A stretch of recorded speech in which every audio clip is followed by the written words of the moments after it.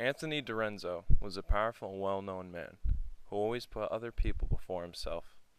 He's seen as a hero in the eyes of many people, including the citizens of Derby, Connecticut, who understand just how hard-working he truly was. Anthony was born on April 12, 1902, in Fairfield, Connecticut. He attended school until the age of 12, when his father pulled him out of school and put him into work at the Farrell Birmingham Corporation, which produces plastic and rubber. Anthony never received a high school diploma or a college degree, but he was still able to survive World War I, the Great Depression, and the Flood of '55. This is the story of Anthony Dirienzo, a man who started working at a young age and succeeded against the odds. In 1917, Anthony signed the draft papers to fight in World War I. He was only 15 years old at the time, and got the draft papers signed by his older brother. His parents refused to sign the draft papers because they thought he was too young to join the war. Anthony also lied about his age on the draft papers by writing down he was born in 1899, when he was actually born in 1902. Anthony was a very courageous young man. He wanted to defend and protect his country.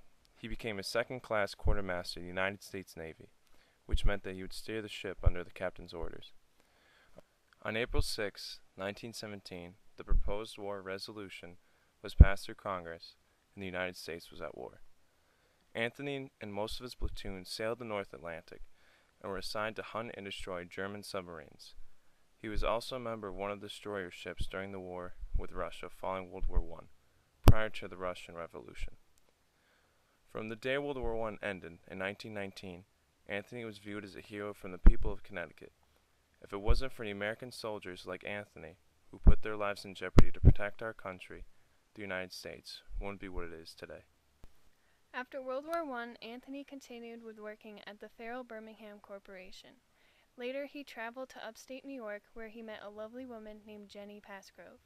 Anthony and Jenny fell in love with one another and got married in 1922. Jenny was only 16 years old at the time, and Anthony was 20. They had 4 children together named John, Anthony, Charlie, and Angelo. During this time, it was common for the father to discipline the children by hitting them, but Anthony never laid a hand on his 4 boys. Jenny was a very tough and strong woman, but was also extremely caring. She was strict to her 4 sons by being the parent that would do the disciplining and hit them when they got into trouble. On Black Tuesday, October 29, 1929, the stock market crashed and the United States was officially in the Great Depression. The causes of this devastating time were the banking crisis, which forced 9,000 banks to fail in 1930. There was also an unemployment rate of 80%, which caused many Americans to be forced to adapt to their new lifestyle. Many businesses, including the Farrell Birmingham Corporation, which Anthony worked at, started to cut back their workers' hours and wages. Anthony was officially laid off from his job at the factory, but he was able to adapt. Anthony and his wife Jenny never owned a car or a house, but rented an apartment on Minerva Street in Derby, Connecticut with their 4 boys. He made sure there was always food on the table for his family, and he was also a member of the WPA during the Great Depression. This organization was the Works Project Administration, which President Franklin D. Roosevelt created in order to employ 8.5 million people at an average of $2 a day. When Anthony participated in the WPA, he worked on construction in the city of Derby. He also built a retaining wall at the old high school on Minerva Street. Anthony was a member of the WPA until 1943, when the organization ended. Even during a time filled with tragedies, Anthony was able to be strong and supportive for his wife and 4 boys.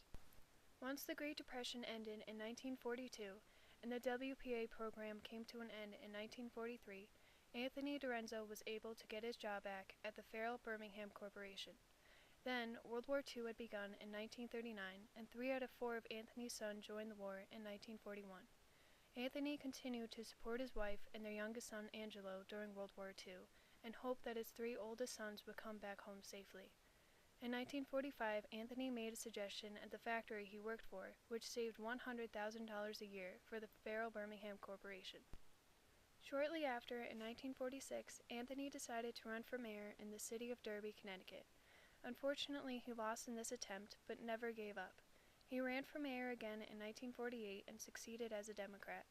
As mayor of Derby, Anthony built homes for World War II veterans and created 5 different complexes. He also built a new city hall, 2 brand new schools, and 3 new firehouses for his citizens. Suddenly, on August 19, 1955, the Naugatuck and Housatonic rivers, which surround the city of Derby, flooded catastrophically. The damage was devastating as many people's homes were flooded, and the factory Anthony worked at flooded twice. This disaster, which is referred to as the Flood of '55, is recorded as the worst natural disaster in the history of the state of Connecticut. As mayor of Derby, Anthony did everything he could to make sure his citizens were safe. He overworked himself while trying to secure his citizens and had a kidney infection. In order to help Anthony with this natural disaster, the U.S. Army Corps of Engineers installed flood control walls along the Housatonic and Naugatuck rivers. This would protect the city and prevent future flooding disasters. Anthony was able to show how never giving up through hard times, such as a natural disaster or running for mayor, proves just how strong a person can be. Throughout Anthony Dirienzo's life, he was extremely successful with supporting a family that he loved more than anything, and protecting the citizens of Derby. Anthony always put other people before himself and worked hard. He was the mayor of Derby for 12 years, which was 6 terms, and was re-elected 5 times. Anthony is proudly Derby's first mayor of Italian descent, and also the longest-serving mayor. In recognition of Anthony's hard work and constant determination, the citizens of Derby built a road called Dirienzo Heights in the 1960s, which is still there today. Anthony died in 1975 at the age of 73 due to diabetes and complications. Anthony is proudly recognized today as a hero in his favorite city, Derby, Connecticut, and by his family. Anthony Dirienzo is one of the few Americans who constantly worked hard through his whole life from the age of 12, and is seen as a true American role model and a true hero.